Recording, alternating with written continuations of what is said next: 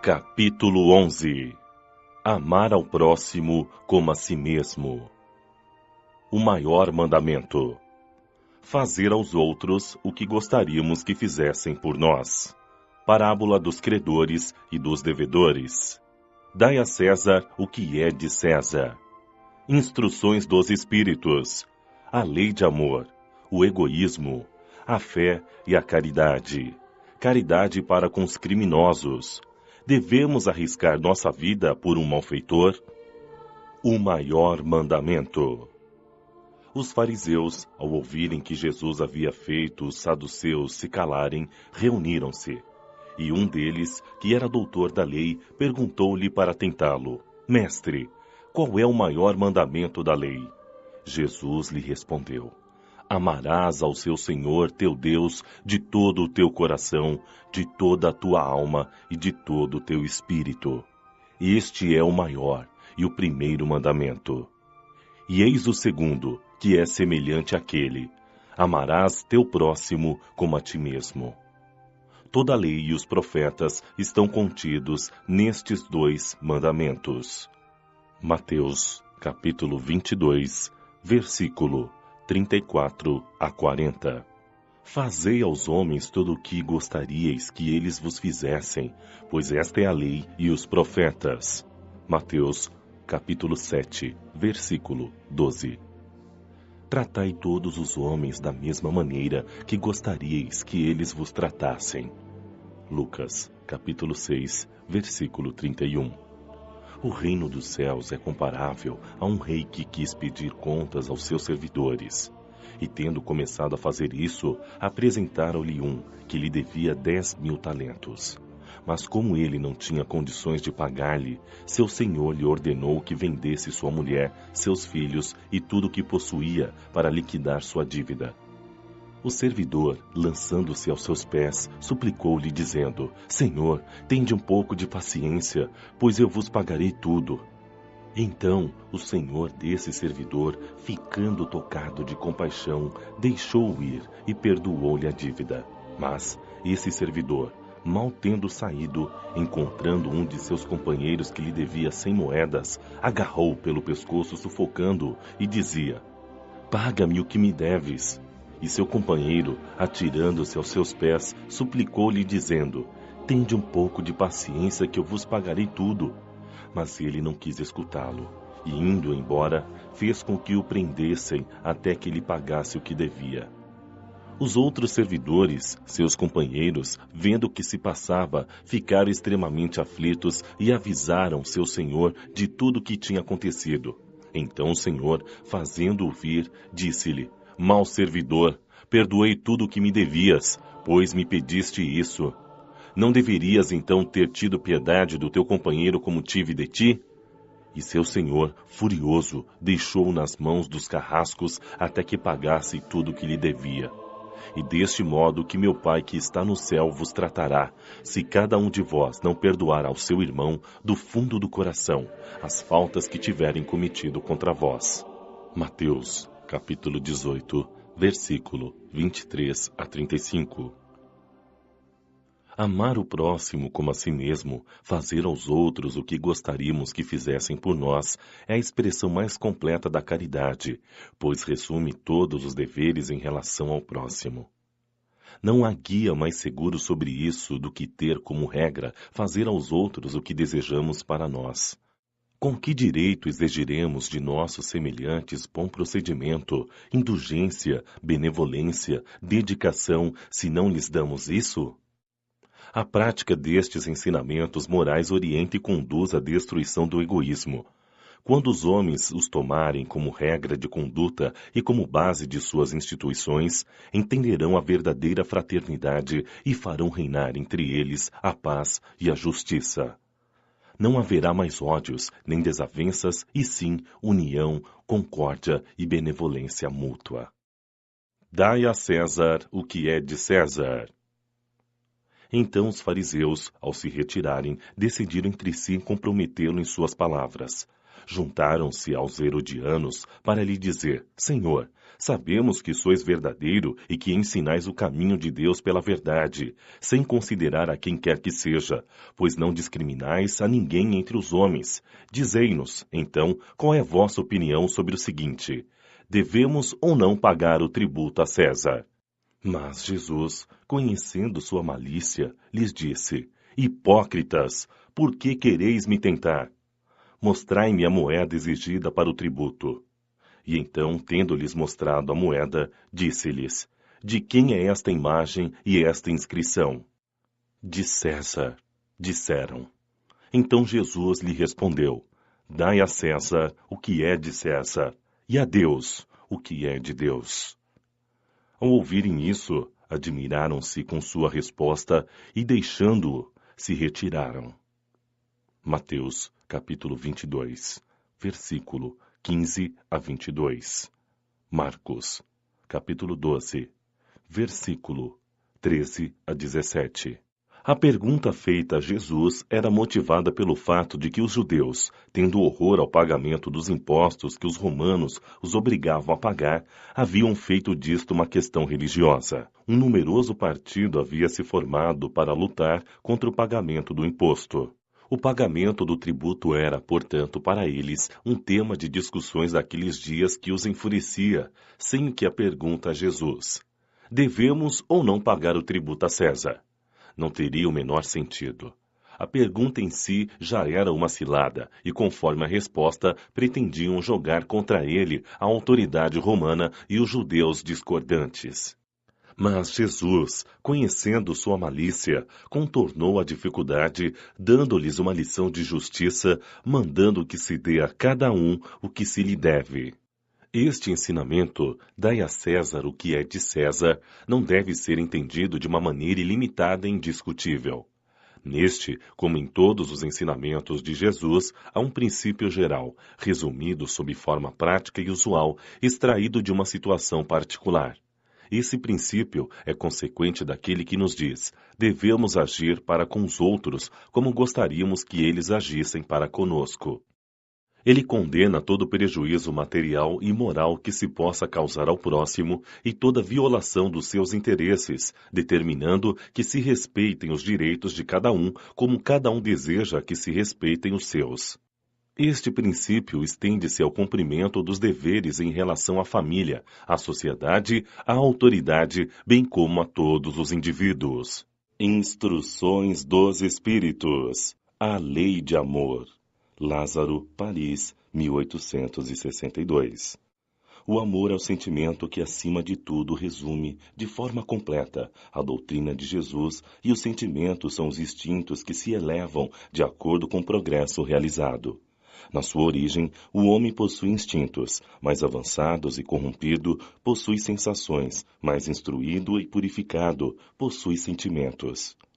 Num ponto mais delicado e evoluído dos seus sentimentos, surge o amor. Não o amor no sentido vulgar da palavra, mas sim o sol interior que condensa e reúne em seu foco ardente todos os anseios e todas as sublimes revelações. A lei de amor substitui o individualismo pela integração das criaturas e acaba com as misérias sociais. Feliz daquele que, no decorrer de sua vida, ama amplamente seus irmãos em sofrimento. Feliz daquele que ama, pois não conhece nem a angústia da alma, nem a do corpo. Seus pés são leves e vive como se estivesse transportado fora de si mesmo.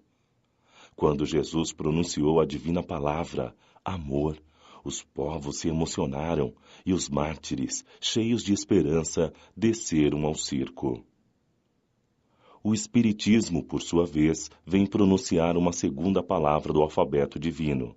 Ficai atentos, pois esta palavra ergue a laje das sepulturas vazias. É a reencarnação, que, triunfando sobre a morte, revela ao homem, deslumbrado, seu patrimônio intelectual. Ela já não o conduz mais aos suplícios, mas sim à conquista de seu ser elevado e transformado. O sangue resgatou o espírito e o espírito deve agora resgatar o homem da matéria. Disse Eliseu que, na sua origem, o homem possuía apenas instintos, e aquele em que os instintos dominam está mais próximo do ponto de partida do que da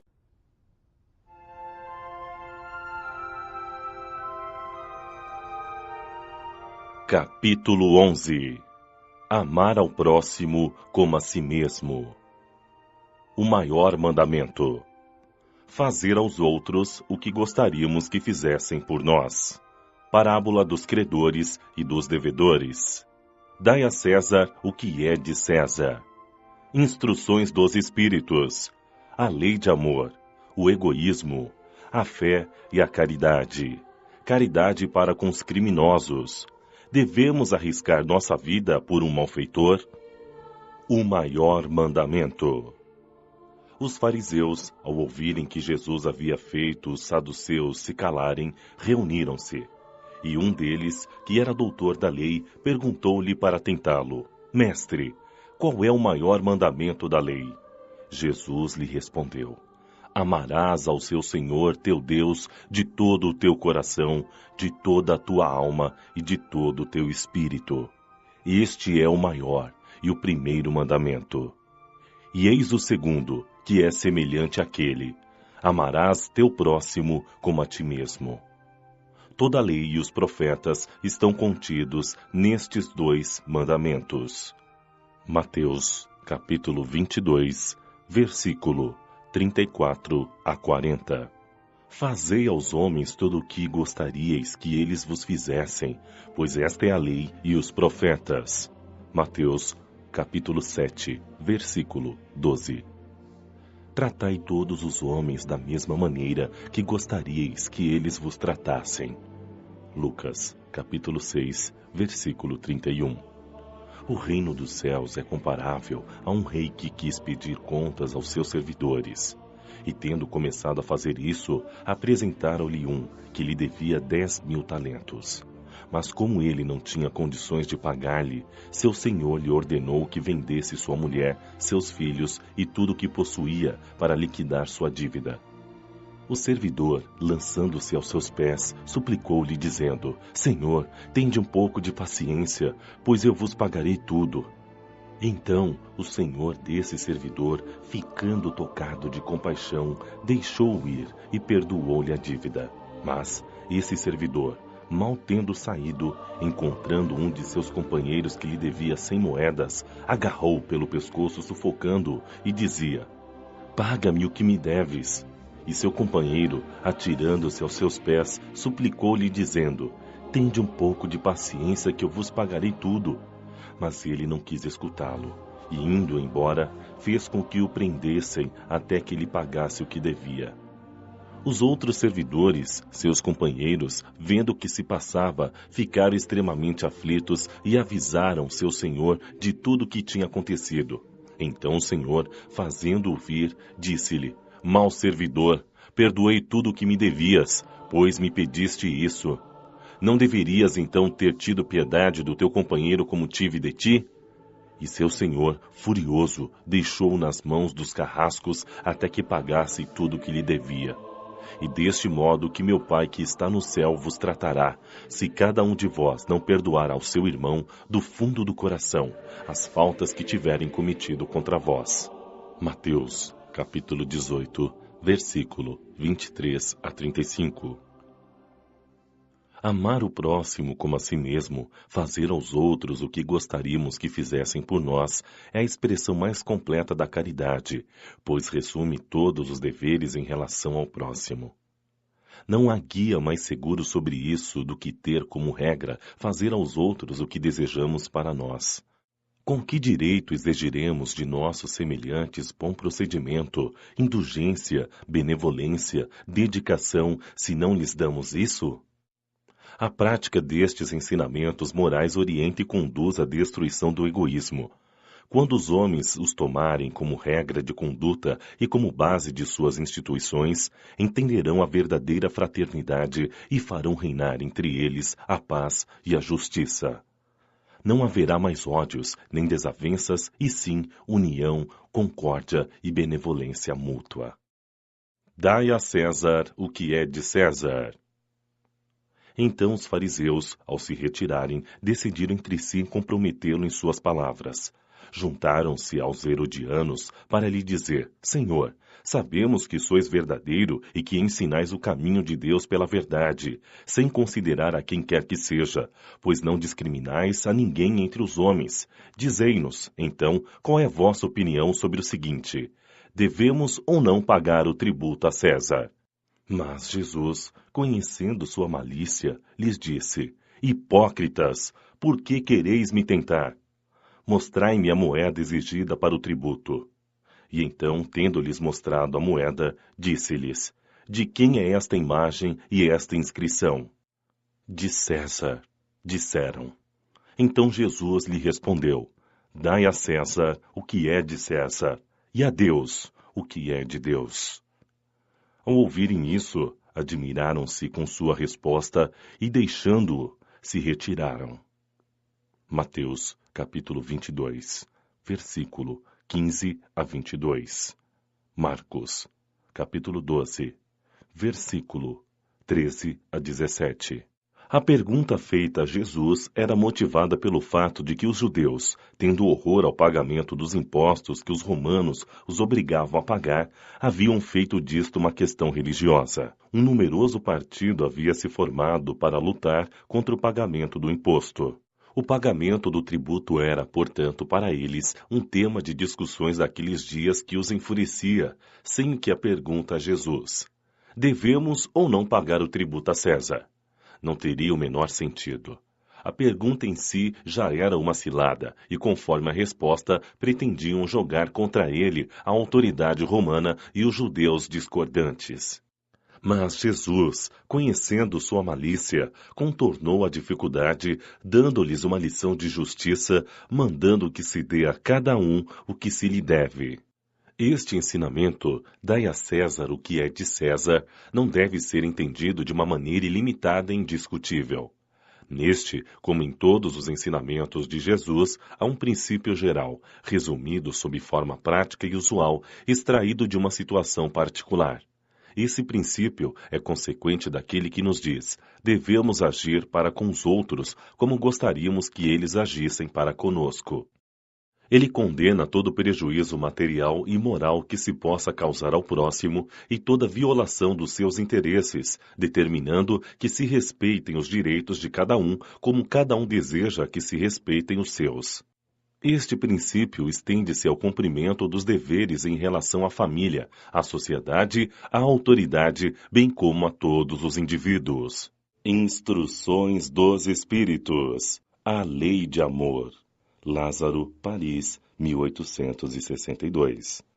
O amor é o sentimento que, acima de tudo, resume, de forma completa, a doutrina de Jesus, e os sentimentos são os instintos que se elevam de acordo com o progresso realizado. Na sua origem, o homem possui instintos, mais avançados e corrompido, possui sensações, mais instruído e purificado, possui sentimentos. Num ponto mais delicado e evoluído dos seus sentimentos, surge o amor. Não o amor no sentido vulgar da palavra, mas sim o sol interior que condensa e reúne em seu foco ardente todos os anseios e todas as sublimes revelações. A lei de amor substitui o individualismo pela integração das criaturas e acaba com as misérias sociais. Feliz daquele que, no decorrer de sua vida, ama amplamente seus irmãos em sofrimento. Feliz daquele que ama, pois não conhece nem a angústia da alma, nem a do corpo. Seus pés são leves e vive como se estivesse transportado fora de si mesmo. Quando Jesus pronunciou a divina palavra, amor, os povos se emocionaram e os mártires, cheios de esperança, desceram ao circo. O Espiritismo, por sua vez, vem pronunciar uma segunda palavra do alfabeto divino. Ficai atentos, pois esta palavra ergue a laje das sepulturas vazias. É a reencarnação, que, triunfando sobre a morte, revela ao homem, deslumbrado, seu patrimônio intelectual. Ela já não o conduz mais aos suplícios, mas sim à conquista de seu ser elevado e transformado. O sangue resgatou o espírito e o espírito deve agora resgatar o homem da matéria. Disse-lhes eu que, na sua origem, o homem possuía apenas instintos, e aquele em que os instintos dominam está mais próximo do ponto de partida do que da. O egoísmo é, então, o objetivo para o qual todos os verdadeiros cristãos devem dirigir suas armas, suas forças e sua coragem. Digo coragem, pois é preciso mais coragem para vencer a si mesmo do que para vencer aos outros. Que cada um empregue todos os seus esforços em combatê-lo em si mesmo, já que esse monstro devorador de todas as inteligências, esse filho do orgulho, é a causa de todas as misérias aqui na terra. É a negação da caridade e, consequentemente, o maior obstáculo para a felicidade dos homens. Jesus vos deu o exemplo da caridade e Pôncio Pilatos o do egoísmo. Enquanto o justo vai percorrer as santas estações de seu martírio, Pilato lava as mãos, dizendo: Que me importa? E disse aos judeus: Este homem é justo, por que quereis crucificá-lo? E, no entanto, deixa-o ser conduzido ao suplício. Se o cristianismo ainda não cumpriu sua missão por completo, é por causa da luta que se trava entre a caridade e o egoísmo, que invadiu o coração humano como uma praga. E a vós, novos apóstolos da fé, esclarecidos pelos espíritos superiores, que cabe a tarefa e o dever de destruir este mal para dar ao cristianismo toda a sua força e limpar o caminho dos obstáculos que impedem sua marcha. Expulsai da terra o egoísmo para que ela possa elevar-se na escala dos mundos, pois está no tempo de a humanidade envergar seu traje de luta. Mas, para isso, é preciso inicialmente expulsar o egoísmo dos vossos corações. Pascal, Sens, 1862. Se houvesse amor entre os homens, a caridade seria mais bem praticada. Mas, para isso, seria preciso que vos esforçasseis no sentido de libertar os vossos corações dessa couraça, a fim de ficardes mais sensíveis ao sofrimento do próximo. A indiferença mata todos os bons sentimentos. O Cristo atendia a todos. Qualquer um que ele se dirigisse era sempre atendido. A mulher adúltera ou o criminoso eram igualmente socorridos. Ele nunca temia que sua própria reputação viesse a sofrer com isso. Quando, então, o tomareis como modelo de todas as vossas ações? Se a caridade reinasse na terra, o mal não dominaria. Ele fugiria envergonhado e se esconderia, pois se encontraria deslocado em toda parte. O mal então desapareceria. Ficai bem convencidos disto. Começai dando exemplo vós mesmos, sede caridosos para com todos. Esforçai-vos para não vos preocupar com aqueles que vos desprezam. Deixai a Deus o cuidado de toda a justiça, pois a cada dia em seu reino ele separa o joio do trigo. O egoísmo é o sentimento oposto da caridade. Sem a caridade não haverá paz alguma na sociedade. E digo mais, não haverá segurança. Com o egoísmo e o orgulho que andam de mãos dadas, haverá sempre uma corrida favorável ao espertalhão, uma luta de interesses e que são pisoteadas as mais santas afeições e que nem sequer os laços sagrados da família são respeitados. A fé e a caridade. Um espírito protetor. Cracóvia, 1861.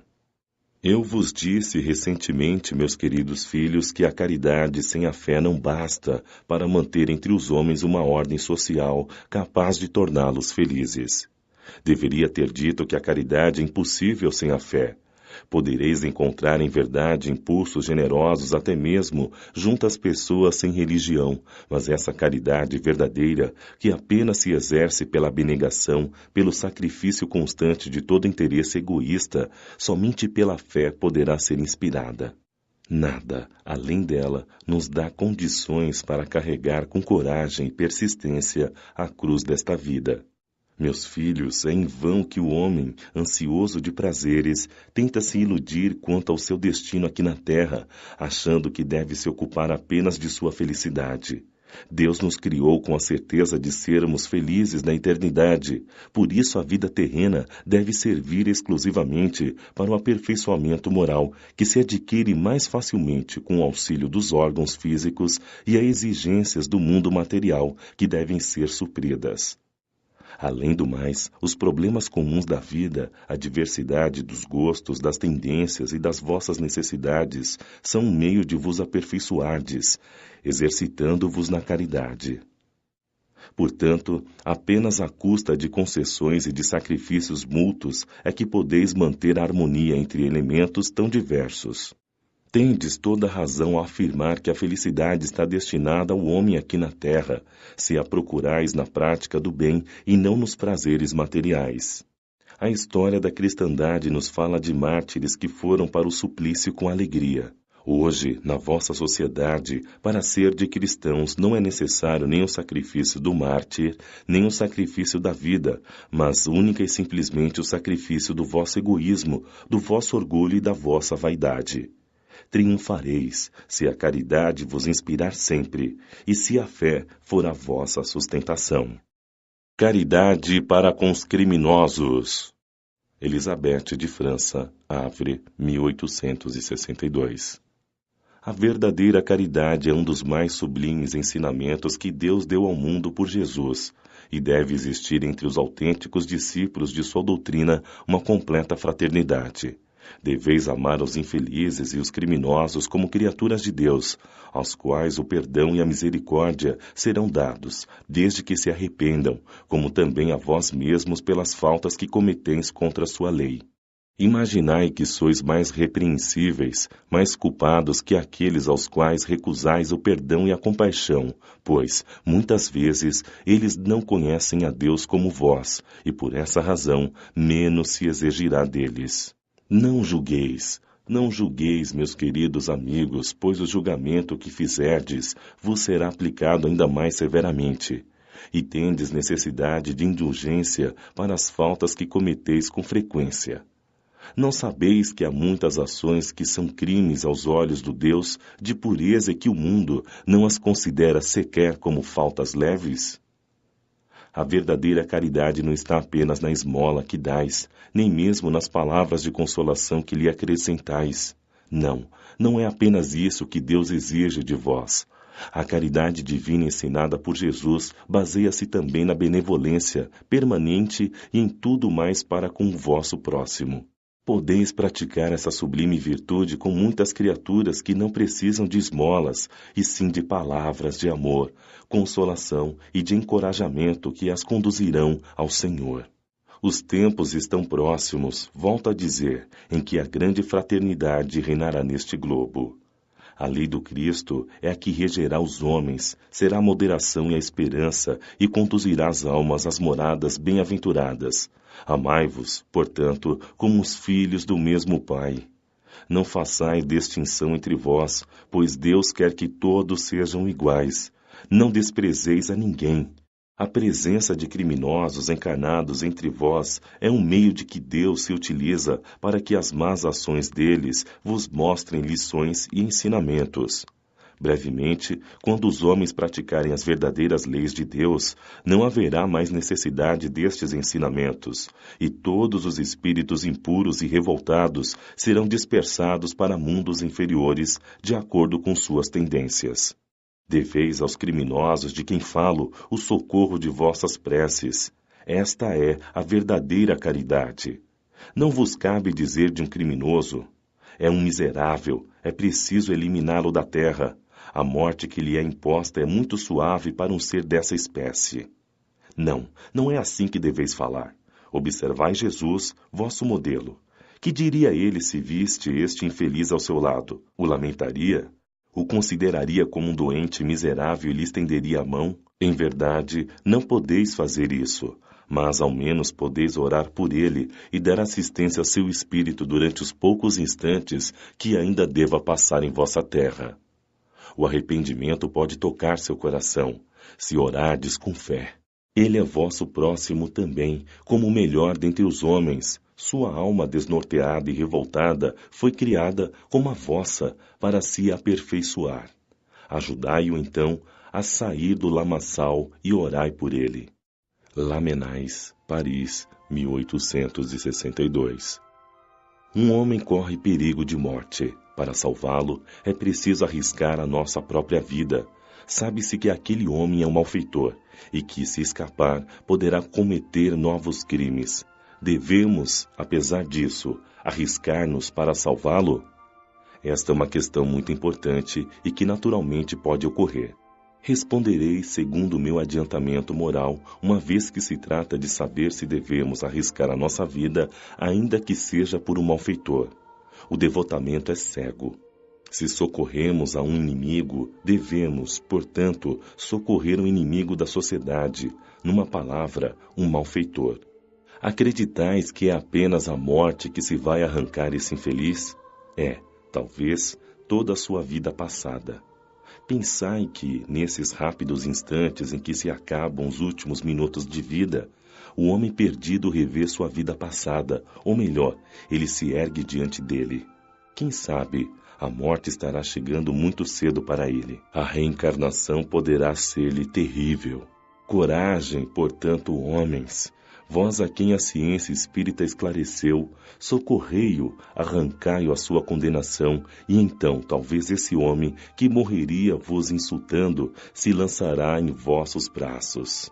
No entanto, não é preciso perguntar se ele o fará ou não salvando. Obedeceis a essa voz do coração que vos diz: podeis salvá-lo, salvai-o.